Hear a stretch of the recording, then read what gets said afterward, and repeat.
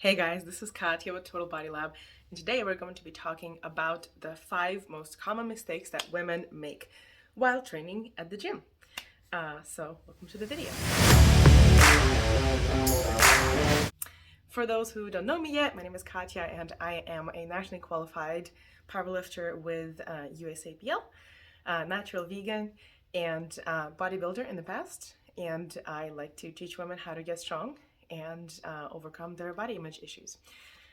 So if you need more details on me or my team, the links are in the bio, and let's get started. So make myself a little cheat sheet here. The first mistake that I think women make the most, I see it a lot in commercial gyms, at home gyms, everywhere, is a lot of ladies do not include compound movements into their program.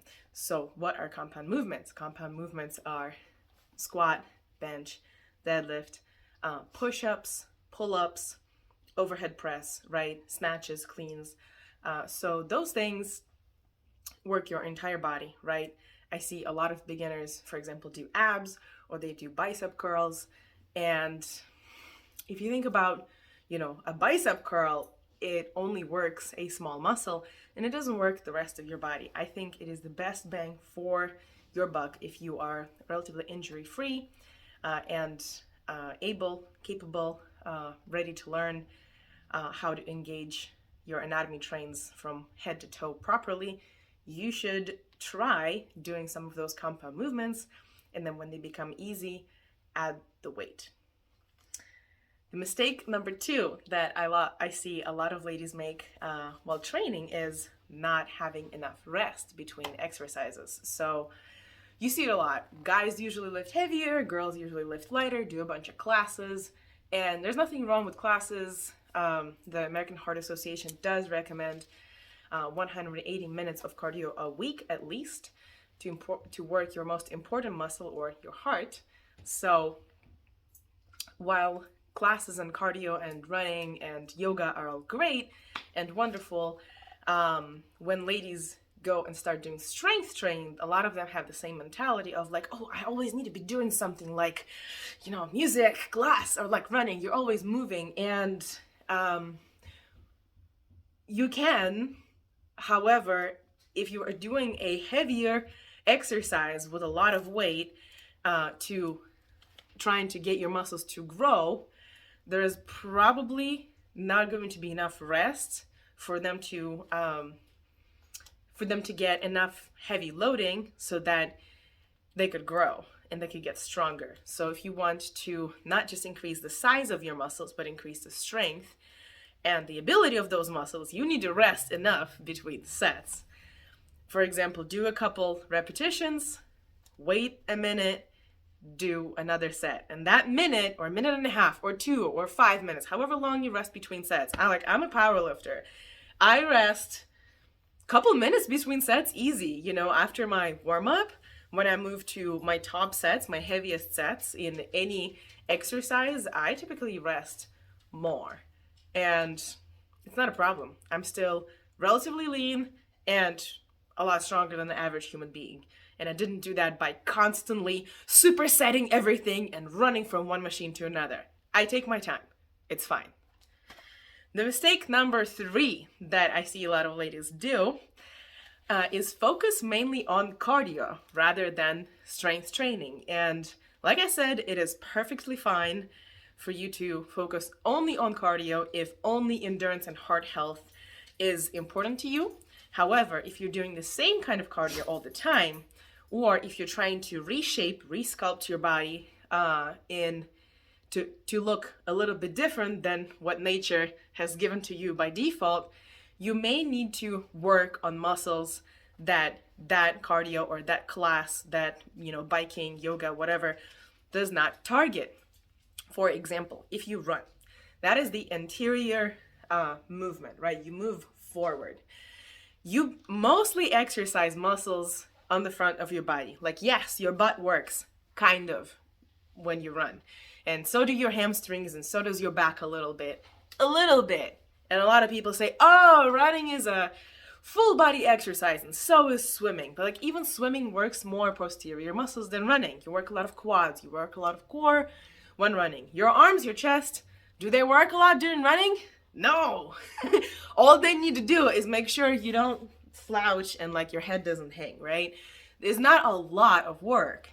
So are they going to get significantly stronger? No. Are they going to prevent you from going T-Rex and becoming like this after hours sitting at the computer? No. Especially young mother, for example. I noticed this, a couple of my friends have given birth to kids in the last couple of years. And they have gotten a lot more slouchy because they're with the baby, you know, they're cuddling with the baby, they're nursing the baby. So their shoulders used to be more open and now they're a little more hunched and they're trying to unhunch them, but their chest has gotten tighter and their back has gotten weaker. So even if they lost weight or gained weight, the proportions of strength between certain muscles have gotten worse. And the way to fix it is strength training. You do not have to do anything super heavy. You do not have to do a lot of complicated movements, but including only cardio into your workouts while keeping heart healthy will not fix other potential misalignments in your body. Number 4, a typical mistake number 4 that ladies make in the gym is ignoring upper body work. So for the baby example that I have just given, I'm gonna give you another one. For the same reason, we women especially need to work on upper body. Guys have stronger upper bodies. They're just built that way. It's genetic, right? They have stronger shoulders, stronger chest, stronger upper back. Women are stronger in the hips, right? In the legs. That's fine. The upper body muscles during the day, think about how do they work? What do they do? The maximum that they do is, you know, you take a pot, you move it from here to here, you take a plant, right? If you're hunched over, you're working in the garden, you know, your arms are usually loose. Like you're not constantly holding something in front of you. You're not constantly pulling something down or pushing something, you know, away out. Your arms are typically hanging. Your upper body doesn't do too much. Like we stand, right? Our legs, our butt, our back supports our standing, right? Our core supports everything above it, but upper body doesn't do much on daily basis. So typically the only women especially that I see with enough upper body development for health, I'm not even talking for looks, are women who used to be athletes, are actively going to the gym or doing strength training at home without the gym. Everybody else, their muscles, especially the ones around like shoulder socket, they start atrophying by the age of 50. And you don't need to work crazy hours in the gym. You know, 45 minutes, 3 days a week is probably enough for a beginner, or just for maintenance to make sure your muscles don't atrophy so that they don't deteriorate with age. And then all of a sudden, you can't do anything at all. It's a lot easier to maintain throughout your years rather than wake up one morning and be like, oh my gosh, I'm starting from Monday. I need to absolutely gain all of the strength or gain all of the muscles this year. It is so much harder if you try to do it quickly during a short period of time. Your body doesn't like to do it that way. It won't be able to grow that much muscle in a short period of time, right? There is a limit on how much fat you can burn and on how much muscle you can build, depending on how far you are throughout your athletic journey and depending on how old you are, what you do, what your genetics is, etc. If you have more questions about that, there is a free consultation link in the description of the video. So you're welcome to schedule a call with me or fill out an application for coaching.